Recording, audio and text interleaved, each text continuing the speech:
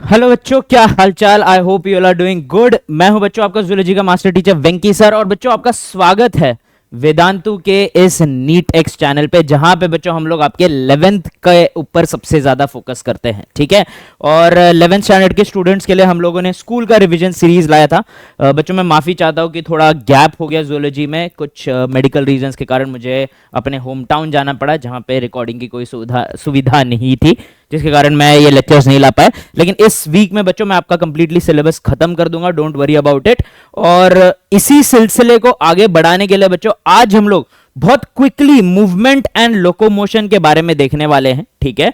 और बच्चों इस सीरीज में मैंने जैसे कि बोला, जो सेशंस होंगे वो बहुत ही शॉर्ट और क्रिस्प होंगे बच्चों, लेकिन आपका कंप्लीट एनसीईआरटी कवरेज आपको मिलेगा। ठीक है। यहां पे बच्चों मैंने लिखा तो है कि मैं 4 टॉपिक कवर करूंगा, that is types of movements, muscles और स्ट्रक्चर ऑफ कॉन्ट्रैक्टाइल प्रोटीन। यहां पे बच्चों मैंने मैकेनिज्म ऑफ मसल कॉन्ट्रैक्शन तो लिखा है, लेकिन हम इसे पोस्टपोन कर देंगे अगले सेशन के लिए, जहां पे बोन्स वाला टॉपिक थोड़ा छोटा होता है, तो उसके साथ बच्चों मैं ये वाला जो पार्ट है इसको कंप्लीटली कवर कर लूंगा। ऑलराइट, चलिए तो without any further delay jump करते हैं अंदर, और सबसे पहले बात करते हैं बच्चों की लोकोमोशन और मूवमेंट होता क्या है। ठीक है। So let us talk about what is movement and locomotion. ठीक है। अब बच्चों आपके बॉडी का कोई भी पार्ट, कोई भी ऑर्गन अगर अपने नॉर्मल पोजीशन से थोड़ा भी हटता है, मूव होता है, डिस्प्लेस होता है, तो उसे हम लोग मूवमेंट कहते हैं। ठीक है। तो मूवमेंट क्या हो जाएगा बच्चों? मूवमेंट वो प्रक्रिया है, ठीक है, द प्रोसेस या फिर the change in position of body or its organs or parts, ठीक है, is called as movement। ठीक है। अर्थात बच्चों आप अभी जो मैं इधर उधर टहल रहा हूं, आपको हाई कर रहा हूं बच्चों, मैं जो बोल रहा हूं तो मेरे जो लिप्स मूव हो रहे हैं, मेरे जो लोअर जॉ मूव हो रहे हैं बच्चों, मेरे जो हाथ के एक्शंस हो रहे हैं लिखने के लिए, यहां सब में बच्चों मेरे जो ऑर्गन्स है, मेरे जो बॉडी के पार्ट्स है, वो अपने ओरिजिनल जगह से मूव हो रहे हैं। तो इसे हम क्या बुलाएंगे बच्चों? इसे हम लोग मूवमेंट बुलाएंगे। ऑन दी अदर हैंड बच्चों हमारे पास और एक टर्म है जिसका नाम है लोकोमोशन। याद रखना बच्चों, मूवमेंट के कारण ही लोकोमोशन होता है। That is every locomotion involves movement, but not all movement result in locomotion. ठीक है। लोकोमोशन के वर्ड में लोको या लोकस आता है बच्चों। लोकस का मतलब है हमारा ज्योग्राफिकल पोजीशन, हमारा लॉन्जिट्यूड एंड लैटिट्यूड, हमारा एग्जैक्ट। अगर आप लोग बच्चों मेरा एक स्पेसिफिक पोजीशन इस अर्थ पे आप रख दोगे तो ये मेरा फिलहाल लोकस है। अगर बच्चों मूवमेंट के कारण मेरा लोकस, मेरा ओरिजिनल पोजीशन, मेरा लोकस चेंज होता है, तो तब हम उसे मूवमेंट बोलते हैं। मतलब अपने ओरिजिनल पोजीशन से डिस्प्लेस होने को लोकोमोशन बोलते हैं। पूरा का पूरा बॉडी अगर बच्चों अपने ओरिजिनल पोजीशन से मूव हो रहा है तो उसे हम लोकोमोशन बोलते हैं। मूवमेंट में बच्चों जरूरी नहीं है कि हमेशा लोकोमोशन हो। जैसे अगर मैं खड़े होकर सिर्फ बाय बोल रहा हूं तो बच्चों मेरा हाथ अपने ओरिजिनल पोजीशन से मूव तो हुआ है, लेकिन मेरा बॉडी अपने ओरिजिनल लोकस पे ही प्रेजेंट है। तो लोकोमोशन क्या हो जाएगा बच्चों? The type of movement which results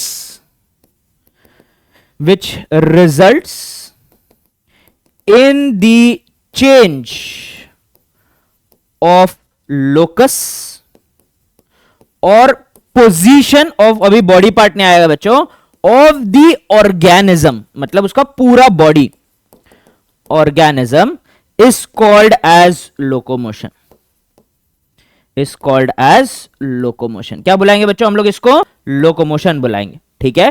पूरा का पूरा बॉडी अपने ओरिजिनल पोजीशन से डिस्प्लेस होना चाहिए बच्चों, तभी हम लोग इसको क्या बुलाएंगे? लोकोमोशन बुलाएंगे। और एक बहुत ही इंपॉर्टेंट चीज याद रखना बच्चों यहां पे कि ऑल लोकोमोशन इन्वॉल्व्स मूवमेंट,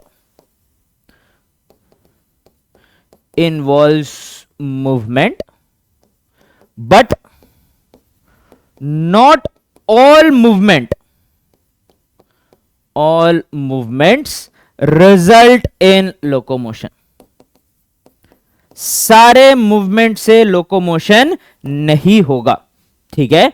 सिर्फ हाई करना या हमारे अंदर जो बच्चों दिल धड़क रहा है वो भी तो एक टाइप का मूवमेंट ही है, लेकिन दिल धड़कने के कारण बच्चों अपना बॉडी का पोजीशन चेंज नहीं होने वाला है, इसलिए वो मूवमेंट है, वो लोकोमोशन नहीं है।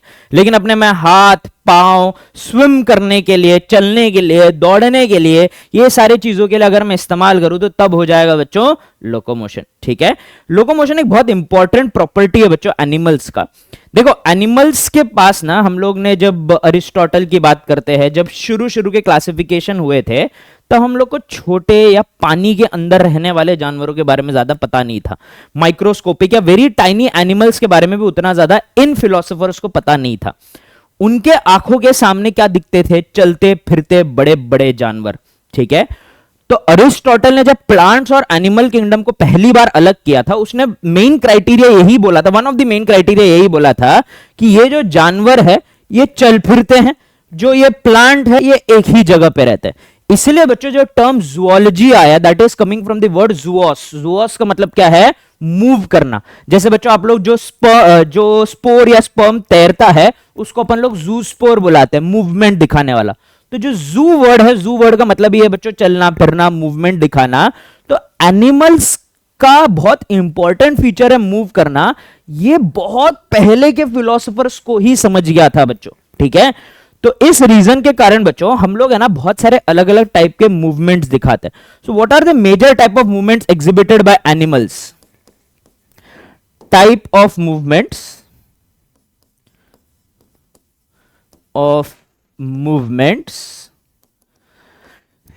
exhibited by animals, ठीक है। ओके कौन से टाइप के मूवमेंट्स है जो एनिमल्स एग्जिबिट करते हैं, ये हम लोग थोड़ा देख लेते हैं बच्चों। जो सबसे पहले टाइप का मूवमेंट है जो एनिमल्स एग्जिबिट करते हैं, इसको हम लोग या ऑर्गेनिजम्स एग्जिबिट करते हैं, इसको अपन लोग एमीबॉइड मूवमेंट बुलाते हैं,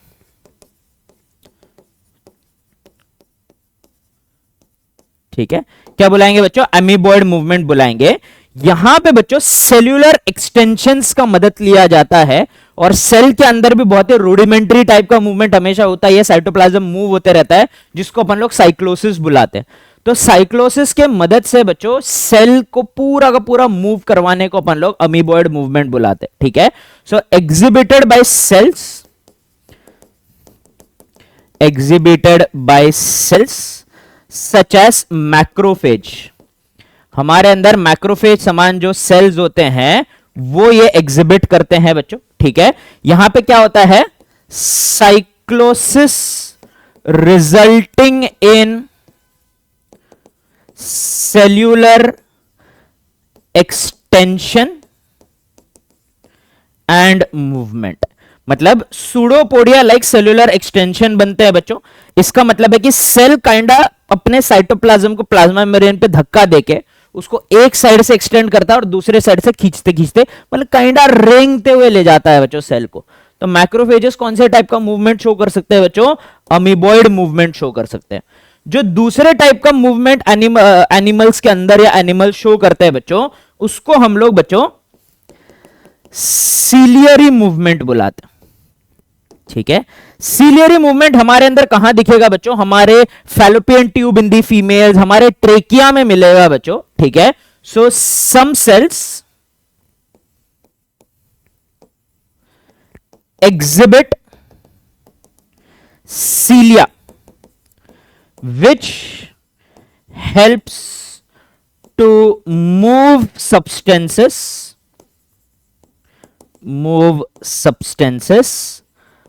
across them, ठीक है। अपने ऊपर से चीजों को धक्का देने में ये सीलिया बहुत इंपॉर्टेंट रोल प्ले करता है बच्चों, ठीक है।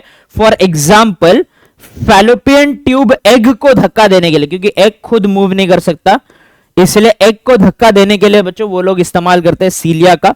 या फिर हम लोग बात करते हैं ट्रेकिया में भी सीलिया है, जो म्यूकस और डस्ट पार्टिकल को अंदर जाने की जगह बाहर धक्का देते रहता है, ठीक है। सीलियरी मूवमेंट के बाद आता है बच्चों फ्लैजेलर मूवमेंट। फ्लैजेलर मूवमेंट भी आते हैं। हमारे बॉडी में कोई अलग सा पार्ट है, हमारे कोई सोमैटिक सेल्फ फ्लैजेलर मूवमेंट नहीं शो करता है ह्यूमन बॉडी में, लेकिन हमारा गैमेट जरूर फ्लैजेला की मदद से मूव होता है. फॉर एग्जांपल मेल्स में जो स्पर्म है that uses a tail which is a flagella to move. ठीक है, so gametes such as sperm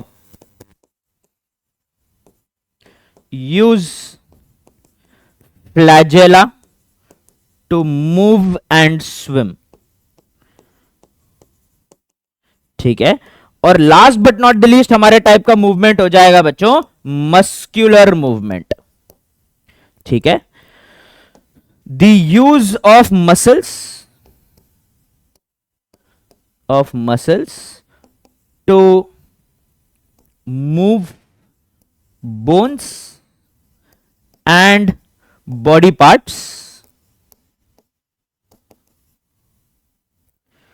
to move bones, हमेशा बोन्स नहीं होते स्मूथ मसल में. ठीक है, to move body parts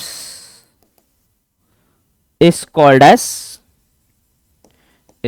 as muscular movement. ठीक है, तो मसल की मदद से हम लोग बच्चों अपने बोन्स को मूव करते हैं जिससे हमारे लिम्स मूव करते हैं रिजल्टिंग इन मोशन. ठीक है, और साथ ही साथ बच्चों जो हमारे इनवॉलेंट्री ऑर्गन्स है जैसे कि स्टमक हो गया, हार्ट हो गया, ठीक है, ये सब भी मूव करते हैं with the help of muscle. Peristalsis होता है बच्चों मसल्स के कारण, तो इसे हम लोग कौन सा मूवमेंट बुलाएंगे बच्चों? मस्क्यूलर मूवमेंट बुलाएंगे. ठीक है, तो ऑर्गेनिजम्स और ह्यूमंस स्पेशली इतने सारे अलग अलग टाइप के मूवमेंट शो करते हैं, लेकिन मेजरली मस्कुलर मूवमेंट के कारण ही हम लोग लोकोमोशन शो कर पाते हैं. देखो एनिमल्स के लिए लोकोमोशन शो करना बहुत जरूरी है बच्चों. एनिमल्स क्यों लोकोमोशन शो करते हैं? शेल्टर के लिए, प्रेडेटर से बचने के लिए. कोई मुझे खाने मेरे पीछे भाग रहा है बच्चों, तो मैं भागूंगा उससे बचने के लिए, या मैं किसी को पकड़ के खाना चाहता हूं तो मैं उसके पीछे भागूंगा. तो लोकोमोशन हम शो करते हैं खाने की तलाश में, प्रे से बचने के लिए, प्रेडेटर से बचने के लिए, प्रे की तरफ जाने के लिए. हम लोग को बच्चों हार्श एनवायरमेंटल कंडीशन है तो अपन लोग माइग्रेट कर जाते हैं बच्चों. गर्मी ज्यादा बढ़ती है बच्चों तो दिल्ली से सब शिमला इमला की तरफ जाते हैं छुट्टी मनाने. क्यों? क्योंकि हार्श एनवायरमेंटल कंडीशन से बढ़ने के लिए. बर्ड्स माइग्रेट करते हैं, फिशेस माइग्रेट करते हैं मेट की तलाश में, रिप्रोडक्शन के लिए. ये सारे कुछ रीजंस है बच्चों जिसके कारण एनिमल्स के लिए लोकोमोशन और मूवमेंट एक बहुत इंपॉर्टेंट फीचर है. ठीक है, भले ही बच्चों आपको ये उतना फैंसी नहीं लगेगा ये चैप्टर कंपेयर्ड टू हम लोग जो किडनी पढ़ चुके हैं, हम जो हार्ट पढ़ चुके हैं, रेस्पिरेटरी सिस्टम पढ़ चुके हैं, बट रेस्ट अश्योर्ड बच्चों एनिमल्स के एवोल्यूशन में locomotion and movement plays a very significant role, जिसके हिसाब से हम इवॉल्व हुए हैं. ठीक है, तो ये था हमारा छोटा सा पहला टॉपिक. अब बच्चों जैसे कि मैंने बोला the most important type of जो मूवमेंट है वो हमारा मस्कुलर मूवमेंट है. ठीक है, तो बच्चों हम लोग एक बार देख लेते हैं कि what are the different types of muscles which are present in our body. वो देखने से पहले मसल को डिफाइन कर लेते हैं बच्चों.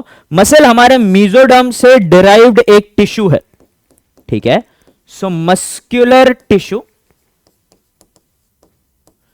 इज डिराइव्ड फ्रॉम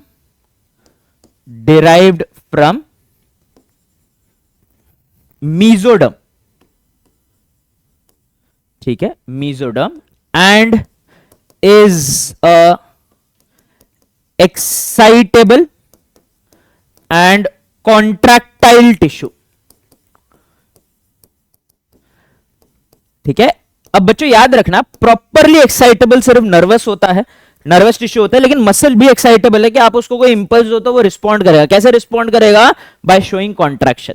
मसल के 3-4 बहुत इंपॉर्टेंट प्रॉपर्टी. एक कि वो एक्साइटेबल है, इंपल्स देने पे रिस्पॉन्ड करता है. दूसरा कॉन्ट्रैक्टाइल है कि जब उसको इंपल्स मिलता है तो वो साइज में छोटा हो जाता है जिसके कारण उसका विड्थ बढ़ जाता है. इसलिए बच्चों अगर मैं अपने मस्कुलर पावर दिखाना चाहता हूं तो अपन लोग क्या करते हैं, ऐसा हाथ को ऐसा पीछे खींच के बाइसेप को कॉन्ट्रैक्ट कराते हैं. बाइसेप कॉन्ट्रैक्ट करता है तो बल्ज होता है बाहर.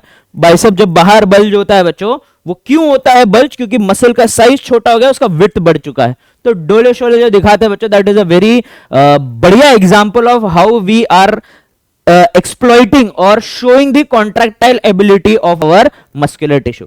इसके बाद बच्चों हमारे जो मसल्स है वो एक्सटेंडेबल भी है. मसल सिर्फ खींच सकते हैं, धक्का नहीं दे सकते हैं. इसलिए बच्चों जब मैं बाइसेप को कॉन्ट्रैक्ट कर रहा हूं तो ट्राइसेप एक्सटेंड होता है. तो वो लोग एक्सटेंड होने की एबिलिटी, इलास्टिसिटी भी शो करते हैं बिना टूटे। और जब ट्राइसेप कॉन्ट्रैक्ट कर रहा है तो बाइसेप एक्सटेंड हो रहा है।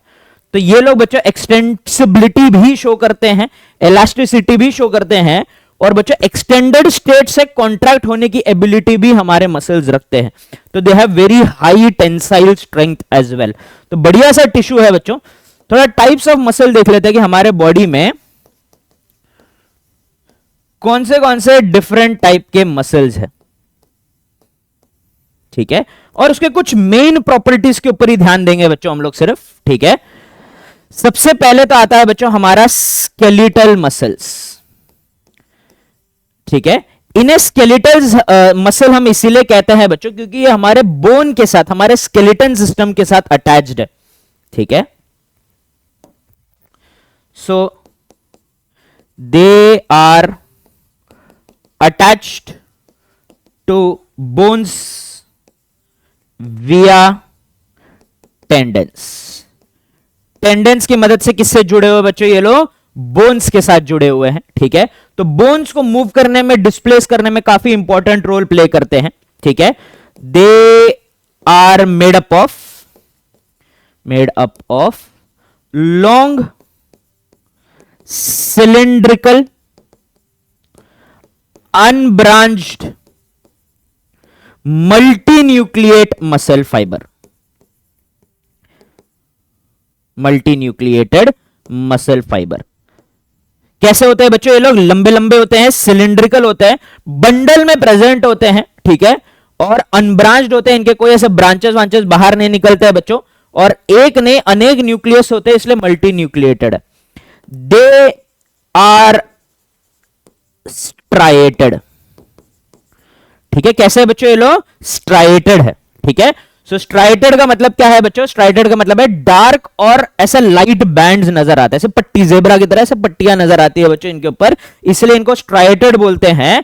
और they are voluntary, they are voluntarily controlled. कैसे कंट्रोल होता है बच्चों? ये वॉलेंटरीली कंट्रोल होते हैं, मतलब हम लोग अपनी स्वयं, अपनी इच्छा से इनको मूव कर सकते हैं बच्चों। तो that is what is voluntary control, ठीक है।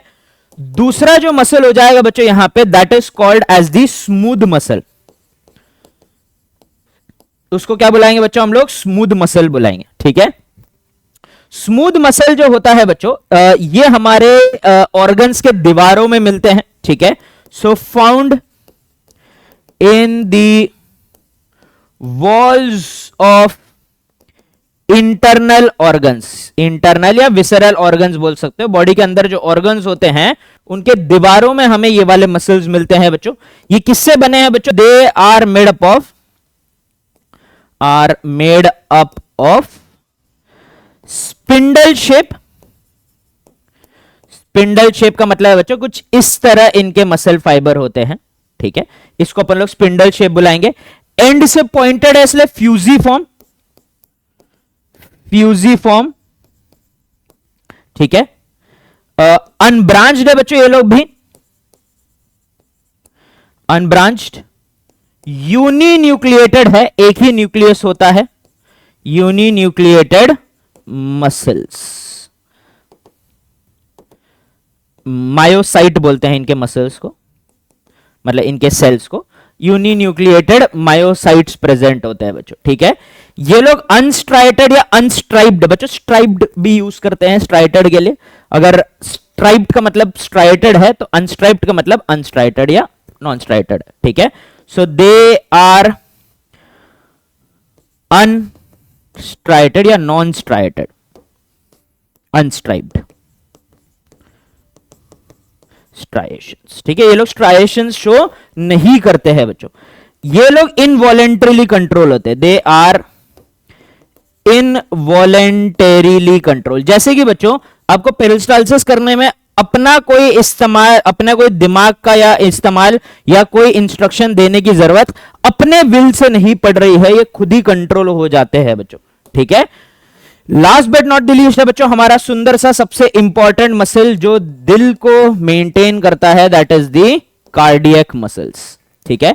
कार्डियक मसल्स जो होते हैं बच्चों, they are found in the wall of the heart, they are found in the wall of heart.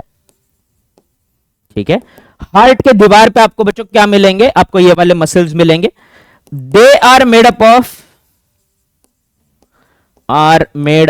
Of long cylindrical, फिर से लॉन्ग और सिलिंड्रिकल है, लेकिन बच्चों यहां पे अलग क्या है कि ये लोग ब्रांच्ड होते हैं, unbranched, but these are the only muscle which are branched. ठीक है, और ये लोग दिखते तो मल्टी न्यूक्लिएट है, लेकिन वास्तव में होते हैं बच्चों uninucleate and uninucleated cardiac muscle fibres. किससे बने होते हैं? Uninucleate cardiac muscle fibre से बने होते हैं बच्चों। ठीक है, ये लोग भी दे आर ऑल्सो स्ट्राइएटेड। ठीक है, तो striations present, striations not present, striations present. ठीक है, सो दे आर स्ट्राइटेड।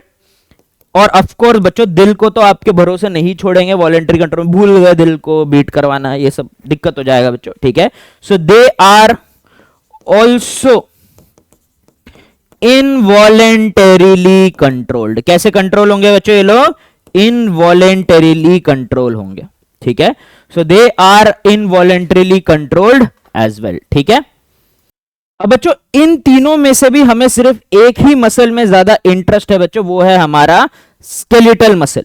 तो स्केलेटल मसल का स्ट्रक्चर समझ लेते हैं बच्चों। स्केलेटल मसल के जो लंबे लंबे सिलिंड्रिकल फाइबर है वो एक पूरा ऐसा एक मसल का यूनिट बनाता है बच्चों। ठीक है, फॉर एग्जांपल बाइसेप में ऐसे 2 यूनिट है बच्चों, इसलिए बाइसेप। ठीक है, तो ऐसे मसल के यूनिट्स होते हैं, बंडल्स होते हैं बच्चों बड़े बड़े। ठीक है, तो ये हमारा एक पूरा मसल का टिश्यू है बच्चों, और देखिए ये बोन से अटैच्ड है विया अ टेंडन। ठीक है, एक टेंडन से हमारे बोन के साथ अटैच्ड है। अब बच्चों पूरे मसल का जो टिश्यू है, पूरे बाइसेप जो है, इनको दूसरे ऑर्गन से अलग करने के लिए, इनको एक बाउंड्री देने के लिए इनके पास एक कनेक्टिव टिश्यू का शीद होता है जिसका नाम है फैशिया।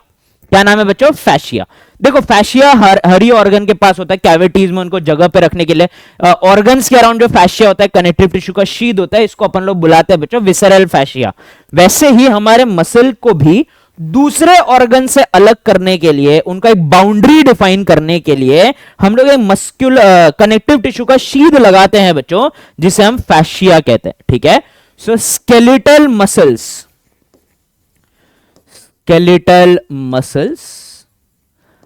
Are covered by a sheath of CT, लिख रहा हूं बच्चों, CT का मतलब connective tissue, called as fascia। अब बच्चों ये फैशिया के अंदर समझ लो ये हमारा एक मसल का यूनिट है, तो इस यूनिट को भी बच्चों हमारा एक कनेक्टिव टिश्यू का मतलब फैशिया का ही सबसे अंदर के लेयर को डीप फैशिया बुलाते हैं बच्चों। ये जो डेंस इरेगुलर कनेक्टिव टिश्यू से बना हुआ डीप फैशिया है बच्चों, जो एक मसल के टिश्यू को कंप्लीटली, एक यूनिट को कंप्लीटली कवर करता है, उसको हम लोग एपीमाइसियम बुलाते हैं बच्चों। ठीक है, सो एपीमाइसियम क्या करता है बच्चों? It covers a muscle unit. ठीक है, डेंस इरेगुलर कनेक्टिव टिश्यू से बना है बच्चों, और एपीमाइसियम इज नॉट फैशिया। एपीमाइसियम सबसे अंदर का लेयर है, मतलब एपीमाइसियम के बाहर फैशिया प्रेजेंट है, इसलिए बच्चों इसको डीप फैशिया भी बुलाते हैं। ठीक है, क्या बुलाते हैं बच्चों अपन लोग? इसको डीप फैशिया भी बुलाते हैं। ठीक है, सो ये हो जाएगा हमारा डीप फैशिया। ठीक है, अब बच्चों एक मसल के अंदर बहुत सारे बंडल ऑफ मसल सेल बने रहते हैं। ये जो छोटे छोटे है ना बच्चों, यही हमारे मसल के सेल है, मसल फाइबर है। ठीक है, इस मसल फाइबर का एक गुच्छा बनाया जाता है बच्चों, एक बंडल बनाया जाता है। ये ऐसे बहुत सारे बंडल एक मसल के अंदर प्रेजेंट रहते हैं, और इन बंडल्स को हम लोग नाम देते हैं बच्चों फैसिकल। ठीक है, every bundle is called as the fascicle. ठीक है, तो ये एक फैसिकल मैंने बाहर निकाला है बच्चों। ठीक है, और फैसिकल को भी एक कनेक्टिव टिश्यू का शीद कवर करता है, और बीच बीच में भी स्टफिंग यूनिट की तरह प्रेजेंट रहता है, जिसको हम लोग बुलाते हैं पेरीमाइसियम। क्या बुलाएंगे बच्चों? पेरीमाइसियम बुलाएंगे। और पेरीमाइसियम क्या करेगा? It covers fascicle. ठीक है, सीटी है बच्चों जो कनेक्टिव टिश्यू है, जो पेरीमाइसियम जो है वो हमारे एक फैसिकल को कवर करेगा। ऐसे हमारे मसल के अंदर बहुत सारे फैसिकल्स प्रेजेंट है, तो पेरीमाइसियम एक बंडल को बनाने के लिए उसका कवरिंग बन जाता है, जिसको अपन जो कि एक फैसिकल होता है बच्चों। फैसिकल इज अ गुच्छा ऑफ वेरियस मसल फाइबर। ठीक है, तो ये जो आपको दिख रहा है बच्चों यहां पे, it is nothing but a individual cell जिसका नाम है मसल फाइबर, लंबे लंबे सेल। ठीक है, और इनको भी एक कनेक्टिव टिश्यू के शीद ने कवर कर रखा है बच्चों। ठीक है, तो ये जो कवरिंग है बच्चों उसका नाम है, this covering is called as the endomysium.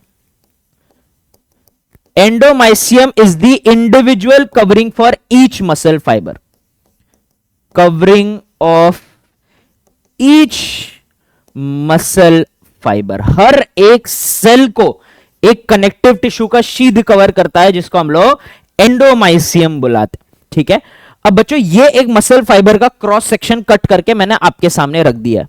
ये जो व्हाइट कलर का आपको सबसे बाहर बाउंड्री दिख रहा है ना बच्चों, ये जो व्हाइट कलर का बाउंड्री है, दिस इज अवर एंडोमाइसियम। ठीक है, एनसीईआरटी में थोड़ा कंफ्यूजिंग तरीके से दिया है बच्चों, इसलिए मैंने अच्छे से डायग्रामेटिकली यहां पे रिप्रेजेंट कर दिया है। सो जो सबसे बाहर का लेयर है बच्चों वही है एंडोमाइसियम। अब एंडोमाइसियम के बाद तो सेल चालू हो जाएगा, और सेल का सबसे बाहर का बाउंड्री क्या है बच्चों, उसका plasma membrane. The plasma membrane of a muscle fibre is called as the sarcolemma. ठीक है, plasma membrane of muscle fibre को क्या बुलाएंगे, सार्कोलेमा। ये जो रेड बाउंड्री आपको दिख रहा है वो इनका प्लाज्मा मेम्ब्रेन। ठीक है, अब बच्चों ऑफ कोर्स एक सेल है तो इनके पास अपना न्यूक्लियस होगा। ठीक है, और ये अंदर ना बच्चों आपको कॉन्ट्रैक्टाइल प्रोटीन के बंडल्स मिल रहे हैं, जिनको अपन लोग फिलामेंट्स या मायोफिलामेंट्स बुलाते हैं। मायोफिलामेंट बंडल है बच्चों ये। ठीक है, मायोफिलामेंट बंडल के अंदर आपको एक्टिन और मायोसिन बच्चों चलते जा रहा है। ये बड़ा डब्बा, इस डब्बे के अंदर बहुत सारे छोटे डब्बे, ये छोटे छोटे डब्बे के अंदर बहुत सारे और छोटे छोटे वेरी छोटे डब्बे, वेरी छोटे डब्बे के अंदर बच्चों आपको मिल रहा है माइक्रोस्कोपिक डब्बे। माइक्रोस्कोपिक डब्बे के अंदर आपके पतले पतले धागे रखे हुए हैं बच्चों, जिनका नाम है मायोफिलामेंट। तो ये जो माइक्रोस्कोपिक डब्बा है बच्चों, that is nothing but a bundle of such myofilament, जिसके अंदर एक्टिन और मायोसिन प्रेजेंट है। तो बच्चों इसीलिए न्यूक्लियस को देखो साइड में धक्का दे दिया है, क्योंकि ज्यादातर स्पेस किसने ले लिया है बच्चों, ये मायोफिलामेंट के बंडल्स ने ले लिए हैं। अब बच्चों काफी एनर्जी लगेगा, इसलिए यहां पे बच्चों आपको एक माइटोकॉन्ड्रिया भी बीच बीच में स्क्वीज्ड बढ़िया जितना भी जगह मिल रहा है ले रहे हैं। और ये व्हाइट कलर का बच्चों जो आपको नेटवर्क दिख रहा है, ये इनका स्पेशल स्मूथ एंडोप्लाज्मिक रेटिकुलम है, जिसका नाम है सार्कोप्लाज्मिक रेटिकुलम। क्या है बच्चों, ये सार्कोप्लाज्मिक रेटिकुलम। ठीक है, it is the sarcoplasmic reticulum. और अंदर बच्चों रायता भी भरा हुआ है इनके मतलब साइटोप्लाज्म का, which is called as the sarcoplasm. ठीक है, ये क्या हो जाएगा, सार्कोप्लाज्म हो जाएगा। ठीक है, so this is the structure of an individual muscle fibre. तो बच्चों एक बार फिर से रिवाइज करवा देता हूं।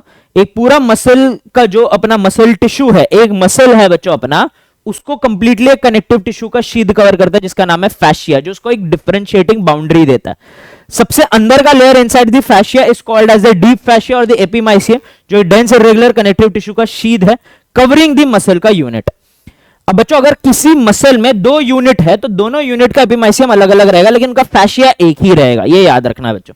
तो बाइसेप का फैशिया एक है, लेकिन बाइसेप में जो दो यूनिट है उनके एपिमाइसियम अलग अलग रहेंगे बच्चों। ठीक है, इसके अंदर जाए तो बच्चों अंदर बहुत सारे छोटे छोटे यूनिट्स रखे हुए हैं, जिसका नाम है fascicle, which is nothing but a bunch of muscle fibre, a bundle of muscle fibre. Each fascicle को कवर करने के लिए एक कनेक्टिव टिश्यू का शीद है, जिसका नाम है पेरीमाइसियम। हर एक मसल फाइबर को कवर करता है another structure called as the endomysium. Endomysium individual muscle fibre को कवर करता है, जबकि पेरीमाइसियम पूरे बंडल को कवर करता है।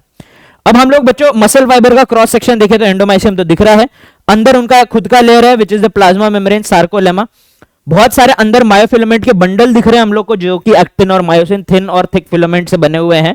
बीच बीच में sarcoplasmic reticulum which is a special smooth endoplasmic reticulum, mitochondria और स्वाद अनुसार आपको उनका साइटोप्लाज्म विच इज सार्कोप्लाज्म भी यहां पे नजर आ रहा है। ठीक है, सो ये हो जाएगा बच्चों इनका स्ट्रक्चर। अब याद रखना बच्चों, मैंने आप लोगों को डिफरेंशिएटिंग में ये बताया था कि ये लोग ना किससे बनते हैं, ये लोग सॉरी ये लोग क्या दिखाते हैं, ये लोग स्ट्राइएशंस दिखाते हैं बच्चों। अब ये स्ट्राइएशंस जो देखना है वो इस मायोफिलामेंट के अरेंजमेंट के कारण होता है। और एक बहुत ही स्पेशल बच्चों, देखो ये हमारा स्ट्रक्चरल यूनिट होगा मसल फाइबर इंडिविजुअल सेल, लेकिन फंक्शनल यूनिट जहां से कॉन्ट्रैक्शन हो रहा है ये मायोफिलामेंट के अंदर से हो रहा है। मायोफिलामेंट का एक बहुत ही स्पेशल अरेंजमेंट होता है बच्चों, जिसको हम लोग सार्कोमियर बुलाते हैं। ठीक है, तो सार्कोमियर क्या हो गया बच्चों, sarcomere is the functional unit of sarcomere is the functional unit of contraction, unit of contraction made up of special arrangement of muscle fibers। ठीक है, मसल फाइबर्स के स्पेशल अरेंजमेंट के कारण होता है बच्चों ये। ठीक है, तो एक बार देख लेते हैं, ये जो ऑरेंज वाले मोटे मोटे डंडे आपको दिख रहे हैं वो हमारा थिक फिलामेंट या मायोसिन है, और जो पतले पतले आप लोगों को बच्चों थोड़े पतले आपको जो पिंकिश लाइन दिख रहे हैं वो हमारे एक्टिन फिलामेंट्स है, थिन फिलामेंट्स है।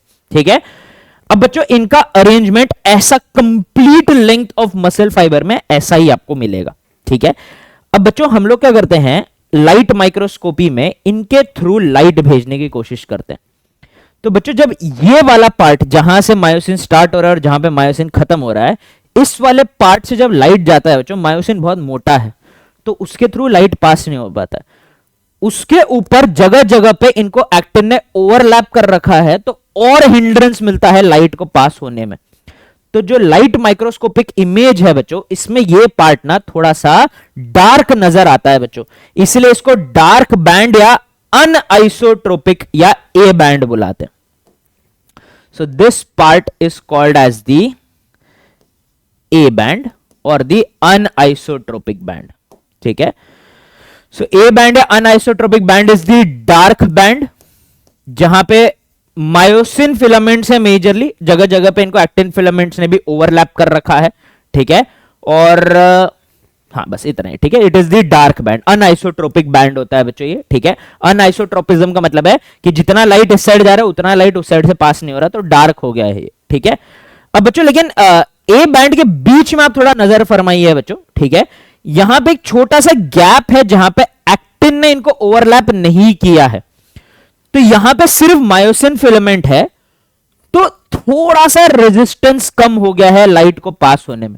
देखो ये पार्ट भी डार्क नजर आता है, लेकिन कंपेयर टू देयर साइड्स थोड़ा सा लाइट नजर आता है। So it is a slightly light zone called as the, इसके डिस्कवर पे इसको नाम दिया गया which is the Hensen zone और the H zone. H zone क्या है बच्चों, part within A band where thin filament do not overlap thick filament।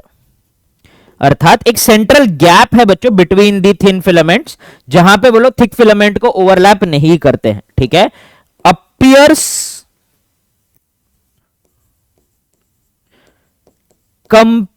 Comparatively light. Comparison में ये वाला पार्ट कैसे नजर आता है बच्चों, थोड़ा सा लाइट नजर आता है, थोड़ा सा मतलब उतना डार्क नहीं है, थोड़ा सा लाइट है। अब बच्चों यहां पे जो आप लोगों को हरे कलर का लाइन दिख रहा है बच्चों, इसको हम लोग बुलाते हैं दी जेड लाइन। कौन सा लाइन बुलाएंगे बच्चों, हम लोग इसको जेड लाइन बुलाएंगे। ठीक है, अब ये जेड लाइन क्या होता है बच्चों, ये एक प्रोटीन से बना हुआ एक्चुअल स्ट्रक्चर है जहां पे एक्टिन फिलामेंट्स आके अटैच करते हैं। ठीक है, so proteinaceous structure where thin filaments are anchored are anchored, यहां पे जुड़े हुए थे, उनको स्ट्रक्चरली सपोर्ट करता है बच्चों हमारा जेड लाइन, ठीक है।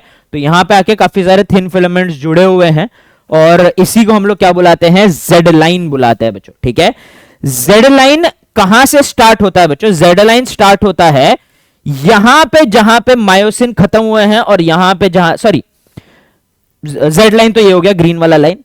उसके बाद एक चीज देखिए बच्चों, यहां पे जहां से मायोसिन खत्म होता है और यहां पे अगले बाजू वाले स्ट्रक्चर में जहां से मायोसिन स्टार्ट हो रहा है उसके बीच में एक्टिन अकेला है, खाली है। और एक्टिन बहुत पतले होते हैं जिसके कारण बच्चों लाइट बहुत इजीली पास होता है इस एरिया से। तो यहां से लेके यहां तक का जो एरिया है बच्चों, इसको हम लोग बुलाते हैं आई बैंड। ये लाइट बैंड है जहां पे सिर्फ एक्टिन प्रेजेंट होते हैं, सिर्फ मतलब सिर्फ थिन फिलामेंट्स होते हैं, ये लाइट बैंड है। अब बच्चों एक कंप्लीट यूनिट को डिफाइन अगर करना है तो एक सार्कोमियर क्या हो जाएगा, the region between two Z line, ठीक है। तो यहां से लेके यहां तक का जो स्ट्रक्चर है बच्चों, this is one sarcomere. Sarcomere क्या हो जाएगा बच्चों, it is the region between two Z line, region between two Z lines, ठीक है। और यही हमारे कॉन्ट्रैक्शन का यूनिट बनता है। याद रखना बच्चों, एक सार्कोमियर में देखो आधा आई बैंड आ रहा है, फिर पूरा ए बैंड आ रहा है और एक आधा ए बैंड आ रहा है, ठीक है। क्योंकि आई बैंड दो सार्कोमियर के बीच में बटा हुआ है बच्चों, क्योंकि बीच में जेड लाइन आ जाता है, ठीक है। तो इसलिए इसका फॉर्मूला क्या हो जाएगा, half I plus A plus half I, ठीक है। आधा आई बैंड प्लस एक पूरा ए बैंड प्लस और एक आधा आई बैंड, ठीक है। तो ये हो जाएगा बच्चों हमारा फॉर्मूला फॉर अ सार्कोमियर, ठीक है। So this is all about the structure of sarcomere बच्चों, ठीक है। चलिए आगे बढ़ते हैं बच्चों, ठीक है। That is all about sarcomere, okay. अब हम लोग बच्चों एक लास्ट टॉपिक देख लेते हैं, उसके बाद नेक्स्ट क्लास में बच्चों आपको मैं कॉन्ट्रैक्शन ऑफ मसल फाइबर और पूरे बोन्स के बारे में आपको करवा दूंगा, ठीक है। सो थिन और थिक मायोफिलामेंट्स जिससे कि हमारे सार्कोमियर बनते हैं उसके बारे में हम लोग समझने की कोशिश करते हैं, ठीक है। सो जो थिन मायोफिलामेंट्स होते हैं बच्चों, thin myofilaments are made up of three major components, ठीक है। थ्री मेजर कंपोनेंट से बनते हैं, ओके। जो पहला मेजर कंपोनेंट है उसका नाम है F actin, three major component से बनते हैं। और इसमें से जो पहला कंपोनेंट है बच्चों उसका नाम है एफ, ठीक है। उसका नाम क्या है बच्चों, F actin. F actin stands for filamentous actin, ठीक है। ये फिलामेंट की तरह नजर आता है बच्चों, ये फिलामेंट से बना होता है, फिलामेंटस एक्टिन होता है। Two strand of F actin helically wound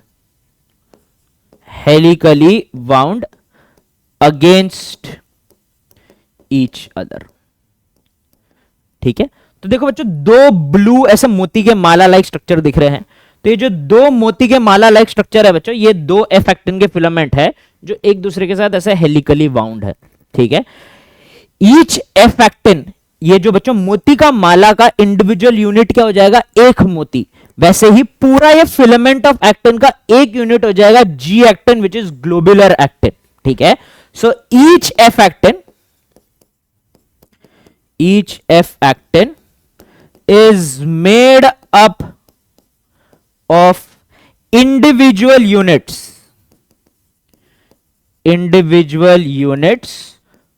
called as G actin, ठीक है। इंडिविजुअल यूनिट से बना हुआ है बच्चों जिसका नाम क्या है, जी एक्टिन है, ठीक है। सो इंडिविजुअल यूनिट से बना हुआ है जिसका नाम है जी एक्टिन है, और ऐसे जी एक्टिन जुड़ जुड़ के पॉलीमराइज होके एक पूरा एफ एक्टिन बनाते हैं, ठीक है। चलिए दूसरे यूनिट की बात करते हैं बच्चों, जिसका नाम है ट्रोपोमायोसिन। ठीक है, ट्रोपोमायोसिन के भी two strands of tropomyosin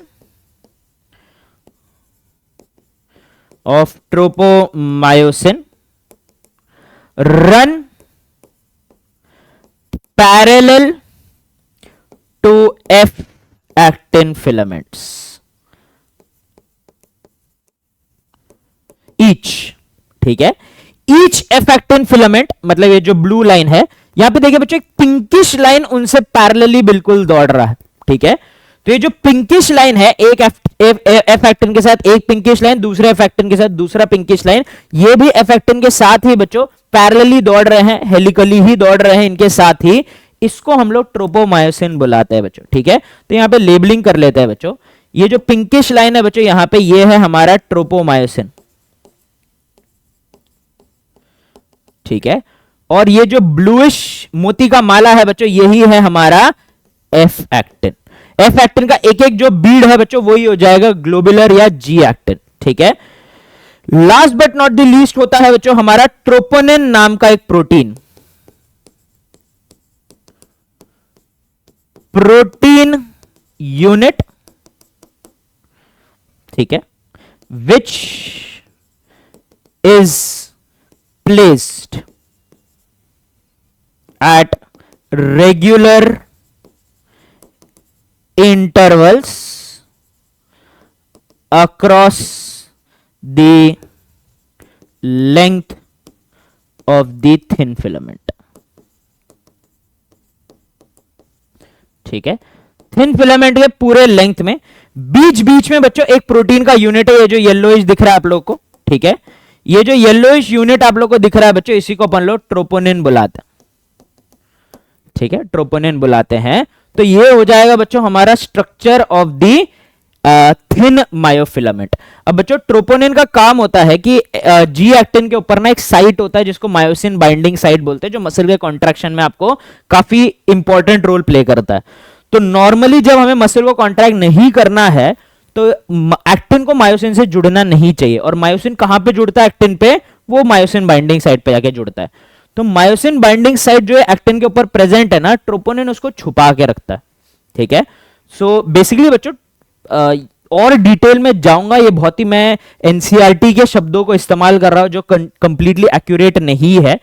troponin directly in parts को नहीं छुपाता है, वो ट्रोपोमायोसिन की भी मदद लेता है। लेकिन याद रखना कि masking of the active site में ट्रोपोनिन बहुत ही, मास्किंग अनमास्किंग दोनों में ट्रोपोनिन काफी इंपॉर्टेंट रोल प्ले करता है, जो हम लोग नेक्स्ट क्लास में चर्चा करने वाले। ठीक है, लास्ट जो हो जाएगा बच्चों वो है हमारा थिक मायोफिलामेंट। ठीक है, so thick myofilament is a polymerized unit of myosin. Each myosin is made up of two helically wound meromyosin units. दो हेलिकली वाउंड मीरोमायोसिन यूनिट्स है बच्चों, इसको ये एक इंडिविजुअल यूनिट को ही मीरोमायोसिन बुलाते हैं। अब ये मीरोमायोसिन में भी तीन पार्ट होते हैं। ये जो लंबा पीछे वाला पार्ट है बच्चों, इसको हम लोग बुलाते हैं टेल। ये जो बड़ा सा गोल सा पार्ट है बच्चों, इसको अपन लोग बुलाते हैं ग्लोब्यूलर हेड। ठीक है, ग्लोबुलर हेड और टेल को जोड़ने के लिए एक छोटा सा स्ट्रक्चर है बच्चों जिसका नाम है शॉर्ट आर्म। ठीक है, और एक चीज याद रखना बच्चों, globular head plus short arm को मिला के हम लोग बुलाते हैं क्रॉस आर्म। क्या बोला बच्चों मैंने? हेड और शॉर्ट आर्म को मिला के क्या बुलाते हैं? क्रॉस आर्म बुलाते हैं। ठीक है, सो मीरोमायोसिन किससे बना हुआ है बच्चों? Meromyosin it is made up of tail, short arm और ग्लोबुलर हेड। इन दोनों को मिला के ही हम लोग ने क्या बुलाया बच्चों? इन दोनों को मिला के ही हम लोगों ने क्रॉस आर्म बुलाया।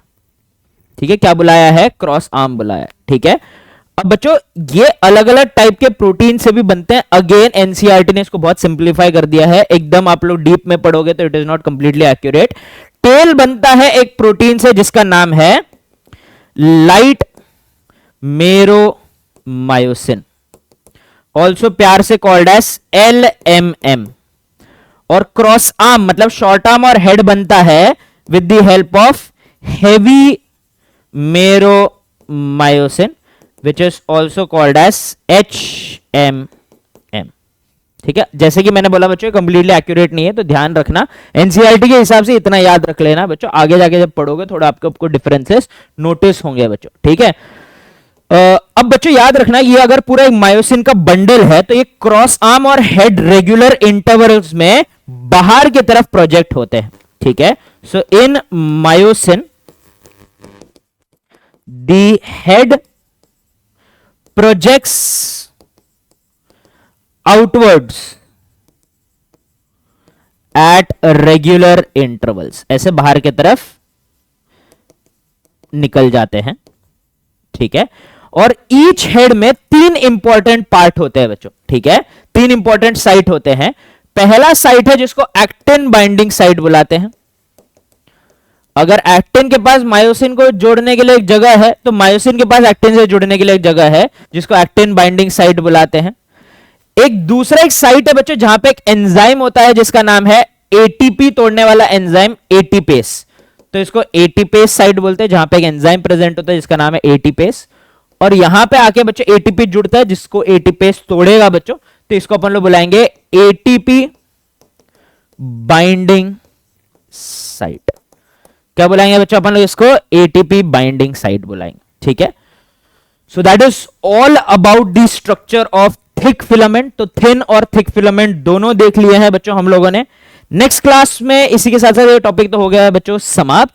नेक्स्ट क्लास में हम लोग कवर करेंगे बच्चों the mechanism of muscle contraction, और साथ ही साथ हमारे बोन्स के बारे में हम लोग कंप्लीटली पढ़ेंगे बच्चों। ठीक है, सो आज के क्लास के लिए तो बच्चों बस इतना ही।